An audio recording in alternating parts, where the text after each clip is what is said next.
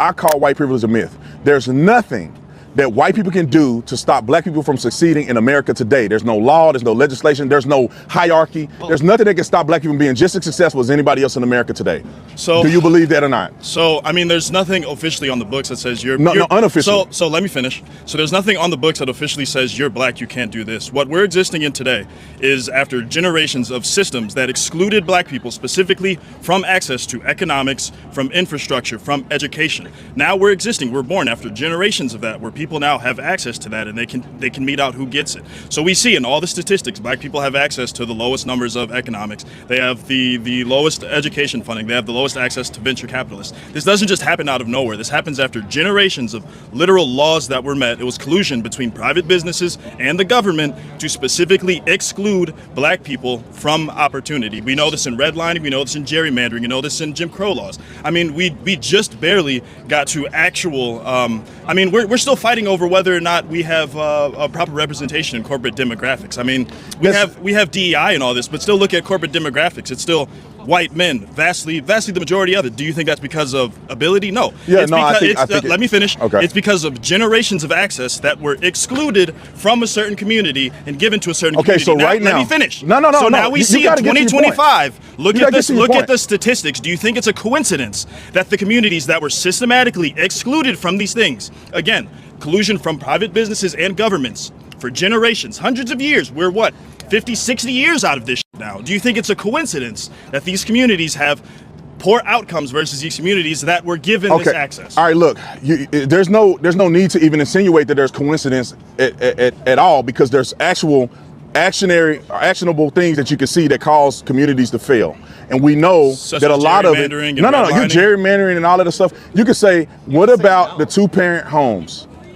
We had more success. Black people had more growth and success after slavery at an accelerated rate that at this point we would have been growing faster than white people.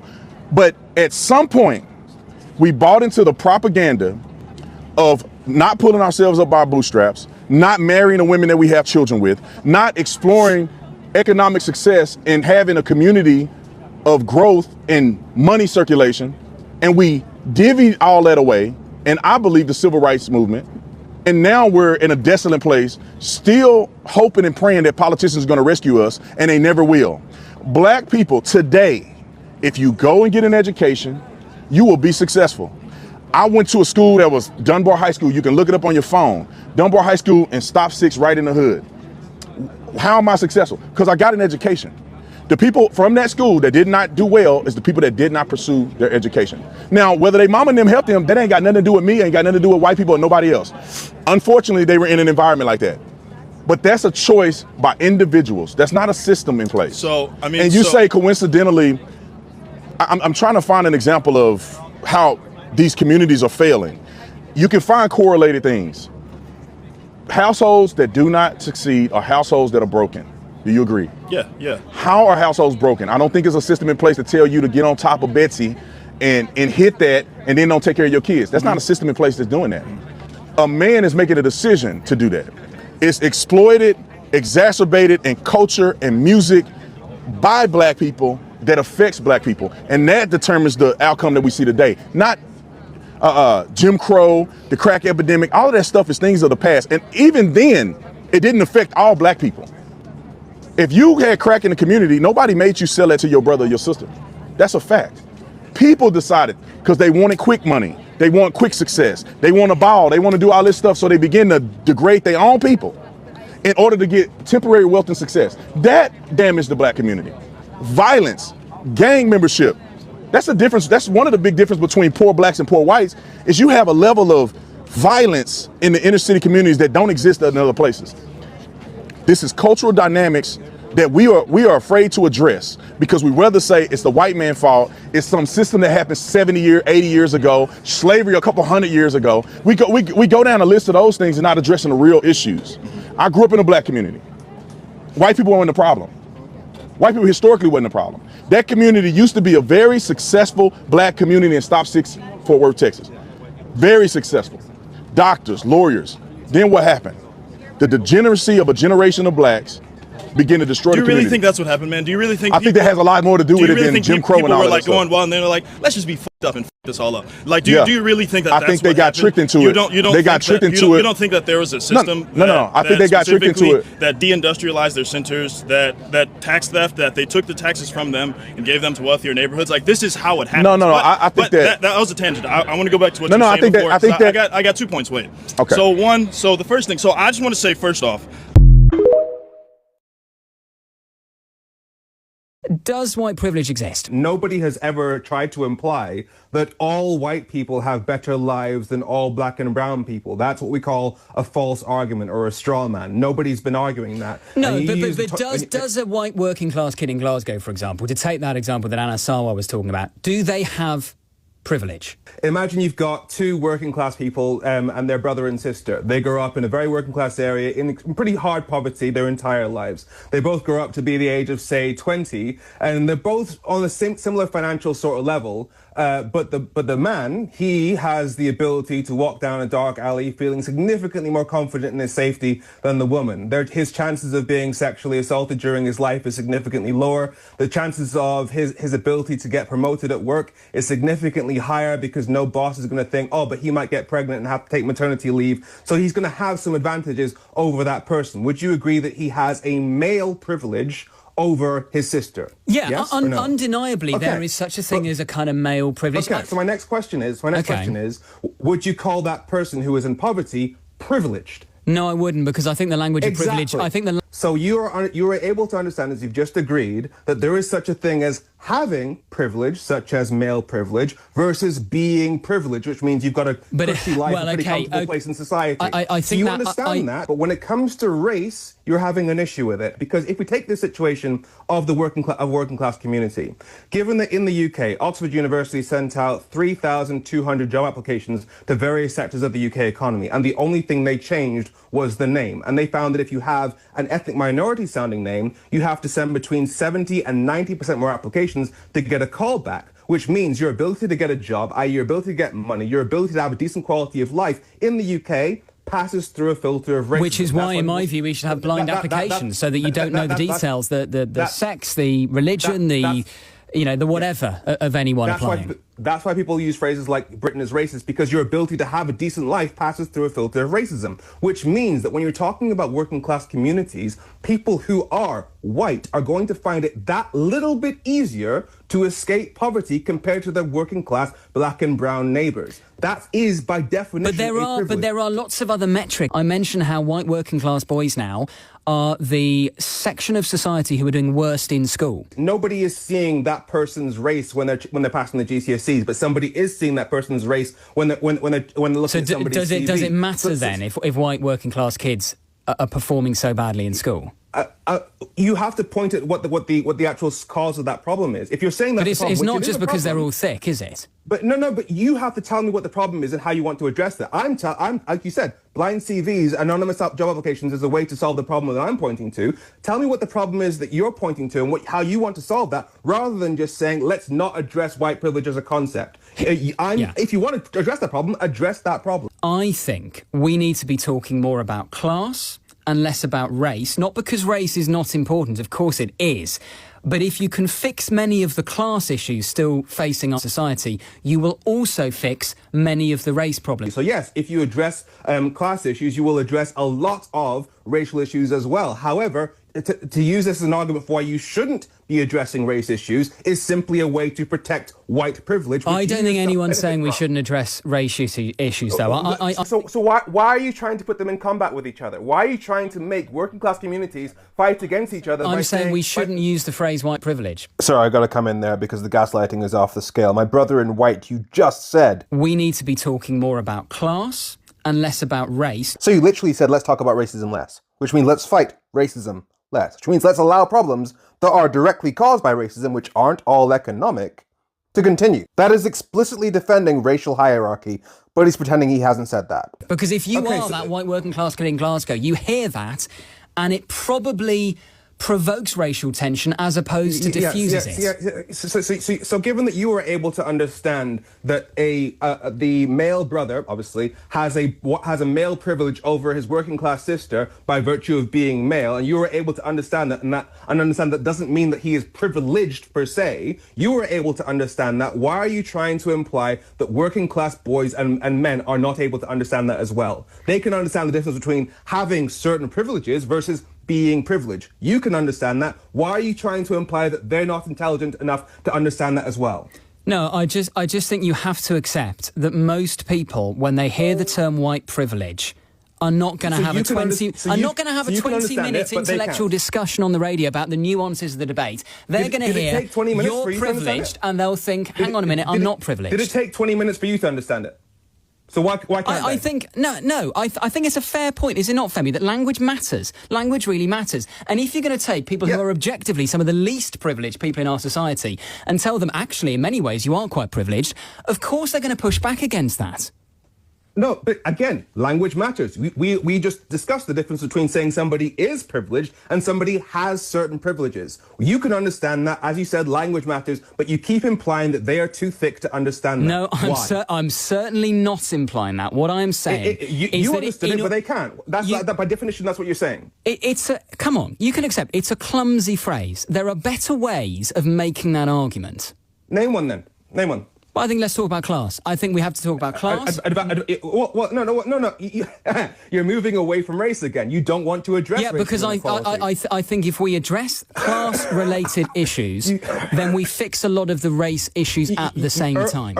Earlier, you denied that you don't want to address issues of racial inequality, and now you're bluntly saying you don't want to address issues of racial inequality. No, which I'm is really, saying really great no. Somebody who benefits from that system. I'm not saying that. What I said is that if you fix many of don't tell me what I'm saying. What I'm saying is that if you fix many of the class-based inequalities in this country, you will also fix many of the race-based inequality. Your argument but we can address race by addressing class can only be an argument for not addressing race directly, which you benefit from. No, I fundamentally disagree. Femi, we're going to have to leave it there. Femi Olawole. How the heck can you come to a state like Arizona, live here, and Tucson, when we had, and say there's no such thing as white privilege or racism, when there's been not one, but two laws that have been deemed racist by a federal lawyer in the past 11 years. And here's the law. I know you go after people, man, and I got my facts. Buckle up. All right, cool. I'm ready. So in 2003, Tucson Unified School District created a program called Mexican American Studies. You know what it is? Sounds pretty self-evident. It's critical race theory what you're against. Okay. So in 2000, it was made to close the achievement gap for Latino students, for European American students. TUSU has 75% Latino students. In 2007, we caught up. This is right around the time where Tom Horn, the state superintendent, saw this. He called these classes racist, teaching the overthrow of the government. He lied and said they were segregating these schools, segregating the students. But here's the thing, he never went to a class. And he tried 3 different times, in 2007, 2008, 2009, and by 2010, Governor Jambrus signed the law that banned these classes. The only reason why he saw this, because he saw that Latinos were catching up. In 2017, a federal judge deemed that the law was racist and that his whole point of view was racist, and it was the 14th Amendment that was wrong for us. He deemed these classes that were racist the whole time. So I want to know, how can you come here and tell me there's no such thing as white privilege and no such thing as racism? Can we please not confuse? Can we please not confuse this privilege of a thing? You know, I did a video yesterday and I said that as far as I'm concerned, the privilege is gone. But when it comes to issues like this, it saddens my heart that I see black people like us trying to debate and make it look like some of us that are on the other side are wrong. How can a black man went on his podcast, interviewed a black man, And he can literally say, is there anything a white person can do that a black person cannot do? Is there anything a black woman can do that a white woman cannot do? See, when we are talking about privilege, when we are talking about the system that white supremacy has literally put black people in, we should not be considering, is there anything about this person will do that that person cannot do? For me, it's not making sense. You adding up those two things like that. Yes, we can even do it better. But the system limited a lot of black people. The system dragged a lot of black people backward. The system sent out wrong signals. The system sent out what they are not supposed to send out. Reclassify things. White folks were given everything they need, why a lot of black people suffer. So the fact that you have literally conquered that era, and then maybe you're making small money, because I have literally been watching that boy, that first guy I wrote out his script. I've literally been watching most of his video, and he always make it look like black people should not complain, black people should not speak out. Why are black people always debating that there is this thing called white privilege that exists? And that is why he literally brought out this same issue of, is there anything a white person can do that a black person cannot do? There is nothing a white person can do that a black person cannot do. But the system has programmed it that if a black person stands and a white person stands, a lot of people will choose to be in a white self. See, even in Africa here, I will keep saying it, a lot of our parents grew up idolizing white folks. We grew up teaching us that white folks are the better ones, white folks are the brilliant ones. So the system has already programmed it. I don't know how else to explain this, but I just want to hear your thoughts as well in the comment section. I want to hear your opinion. Drop me a long note. I'm going to be reading it. Refer me to videos, because I hate it when that's why I love this lady called Tabitha Speak Politics, that literally said that all skin folks are unkind folks. Because you can tell me that your brothers are airing out, your brothers are saying what they're supposed to say, and you're making it look as if you are on the side of wife. And all of this thing most of this scenario that will literally happen where you start seeing a black man Halloween saying that every single thing that is as a result of, maybe they have a spark of white. They have maybe, I don't welcome to the channel. My name is Sonia.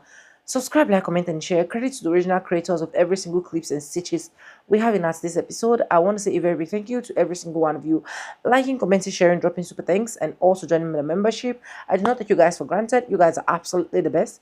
With that being said, let's continue watching these clips. I'll be back with commentaries. Let's continue, guys. White men and white people are starting to understand what it feels like to be black in this country. They are now losing that sense of privilege that they had because they were white. I remember in 2016 when Donald Trump first got elected, I was heavily against Donald Trump. I saw him as a racist, as a fascist, right? And as I watched what was going on, I started to understand that it wasn't so much about racism. He wasn't the issue. Donald Trump wasn't the issue. It was the people who supported him.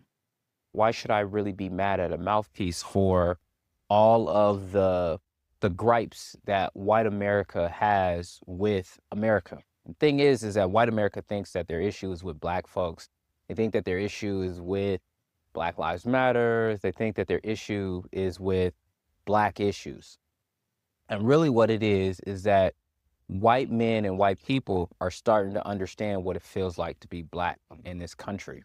They are now losing that sense of privilege that they had because they were white. And now they're finding out, well, it's not about being white, it's about whether or not you're rich. And they're realizing that they're poor, and that the thing that they used to be able to lean on was the fact of them being white, and that's no longer mattering in this particular economy and climate that we're in right now. A white man says white privilege doesn't exist. And I choose to point out the fact that he's a white man. Because it's important to note that white men benefit from all of us believing that white privilege doesn't exist, because white privilege is for them. So if we all pretend it doesn't exist, they get to continue to hoard all of that privilege. And then he chooses to respond like this. It's funny that you think that me pointing out that you're a white man is racist. Are you not a white man? And this is going to blow your mind, but I can't be racist against you, because racism requires discrimination plus power. First, I didn't discriminate against you. I just pointed out the fact that you are white, which you are. And two, I have no societal power over you. So you didn't experience racism. You just experienced a woman not letting you just say things that don't make sense. Get used to it. The only way the average white person can feel like they have any power in this world is by oppressing people who have less than them. These white people are not part of the 1%. They're not part of the ruling class or the elite rich. And they know this. They know they have no real power. But they're also aware that the elite set up a system that benefits them as well. So they take part in this system, despite having the same means as people of color, doing the same jobs and the same careers, making the same amount of money. The only way they can feel superior is by taking part in the oppression of people of color. Either that, or they're too stupid to realize that they're under the control of the 1% and they're just like us. So that's why when people of color talk about white privilege, the average white person gets so upset. I don't have any privilege. I don't come from a wealthy family. I had to work for everything that I have. They don't realize the system that was implemented by our masters is the very one giving them access to everything that they have in life. They feel oppressed by the ruling class, so they oppress others to feel powerful. And this is not to excuse the racism of white people. This is just to give you an understanding of why they are the way they are. What the hell is white privilege? Privilege is the fact that you could go into Walmart and walk out with things you didn't pay for. The same people you call oppressors are the one paying your damn bills for you to live in government housing. Ain't they giving y'all cell phones now with unlimited data? Who's paying for that? Black on white crime is swept under the rug. Ain't no protests, ain't no cities being burned down, ain't no looting, robbing, stealing, ain't none of that. But when there's white on black crime, it's damn near a million-man march. The whole world stops. You got the damn basketball players is wearing t-shirts and everybody kneeling. Black people are the most racist people in 2025. You got your own money. You got your own damn channel. How would white entertainment television sound? How would Asian entertainment television sound? That wouldn't sound crazy. Everything black on, black on, black on, black on. People start putting white on. If I could walk through a white community and feel safe, I wouldn't dare walk through a black community. It's dangerous. You use racial slurs towards everybody more than you're willing to admit. But God forbid somebody calls you the hard R. Oh my God, somebody called Reverend Al Sharpton, somebody called Dan Ben Crump. Like, am I lying? Come on, man. I've been in the backroom conversations. I heard it. You can say white boy all you want. White boy this, white boy that. But God, let somebody call you black boy. Oh man, you're ready for a fight now. Hey, you're racist, man. It ain't them. The reason so many of us white people don't believe in white privilege is so many of us don't see it. If you go through your entire life never having lived or experienced something, how do you know it exists? It's a form of social blindness. White people never have to live or experience the types of oppression that black and indigenous and people of color go through on a daily basis, so we're blind to it. Even those of us who have thoroughly educated ourselves. Education is key. And who best to be educated by other than black and indigenous and people of color who suffer from systemic racism on a daily basis. Unfortunately, many white people only hear woe is me whenever a black or brown person is talking about systemic oppression. So oftentimes that education has to come from a white face. It's a similar concept to men not understanding the oppression that women go through until another man tells them. With most things in life, we only know what we experience and we have to learn the rest. Most white people don't see racism. I know that it seems unbelievable because the signs are there if you look for them, but we don't see racism because we're spoiled. That's right, I said it. Here's how I personally illustrate this as an analogy from my personal experience. I have had problems with my feet all my life, and if I am having foot pain, all I can think about is how much my feet hurt. But when I found a style of shoes that were right for me, I realized I hardly ever think about my feet anymore because they don't bother me now. If something is causing you pain, you think about it. You think about how to make it stop. Or you give up thinking about it ever stopping and you think about how to endure it, how to live with it, how to fight it, how to minimize it. And that applies whether it's foot pain or racism. Most white people very rarely have to think about race unless we make a decision to think about it. And that's a choice for us. It's optional. It's not something we're forced to confront every day. As white parents, we tell our kids, if you get into trouble, find a police officer. They'll help you. Black parents would never do that. People of color give the talk about how to minimize the risk of getting killed by cops. If something doesn't hurt you, you don't learn to watch out for it. That is why white people don't get it when it comes to race. We walk through the world thinking our experience is the norm. So when Black people describe being followed, being profiled, denied, or dismissed, it doesn't line up with what we have experienced. So we assume that Black people are exaggerating, or too often we assume that it means that it's just not really happening. But the truth is, and I'm talking to white people here, racism isn't always blatant. It's not always a burning cross or a lynching.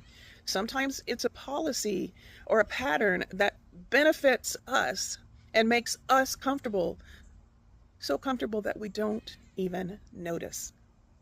When it doesn't block your path, when it doesn't cause you any pain, you might not even notice that it exists. That's what white privilege is. Not just what you get, but what you never have to see. If my videos help you see something more clearly, please share. One share shows you care about setting the record straight. And if you want to help me keep making this kind of content, you can leave a tip at coffee.com/Kelly Snyder.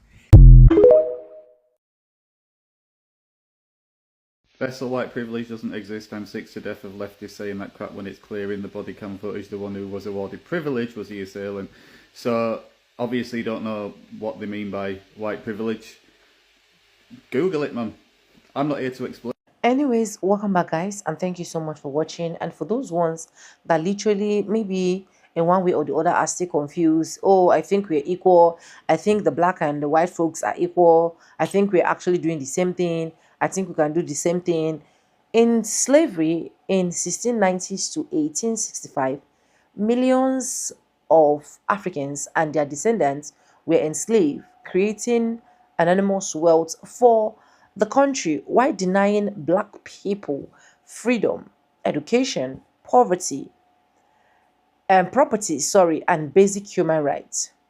Let's talk about the second one, which is the major one that anytime I think about it, I feel like going crazy: segregation and Jim Crow law, which is after slavery ended, many states enforced laws that separated black and white people and restrict black voting, educations, housing, and employment opportunities. Racial violence. Organizations such as the KKK use intimidation, lynching, and tourism against black community. Economic inequality, where discrimination in housing, lending, education, and employment made it harder for many black families to build wealth across generations. Political division, where white supremacy ideology have often fueled social conflicts and weakness trust between communities, making it harder to achieve equal treatment under the law. So, at the same time, many Americans of all races have fought against white supremacy, including the abolitionists, the civil rights activists, the religional leaders, and ordinary citizens. The struggle against racial discrimination helped lead to major advance, such as the abolition of slavery, the voting right protection, and civil rights. Let's get this clear, right? when we are talking about, oh, white people have privilege, we are not saying that there are a lot of things that they can do and we cannot do. We are saying that the system has really made that program a long suffering for black people like me to enjoy their wealth, despite the fact they are the one that is doing the job, they are the one that is going east, west, north, and south, they are the one that literally built American with their tears, their sweat, and their blood. So I don't know. Let me know what you think in the comment section, and I want to get your own honest opinion as well. Credit to the original creators of every single clips and stitches we have in our today's episode. And I want to say a very big thank you to every single one of you liking, commenting, sharing, dropping super thanks, and also joining my membership. I do not take you guys for granted. You guys are absolutely the best. And yes, guys, with that being said, with no further ado, like I always say in my videos, I'm going to be saying bye, and I'll see you guys in my next one. For now, bye guys. I love you guys. Mwah.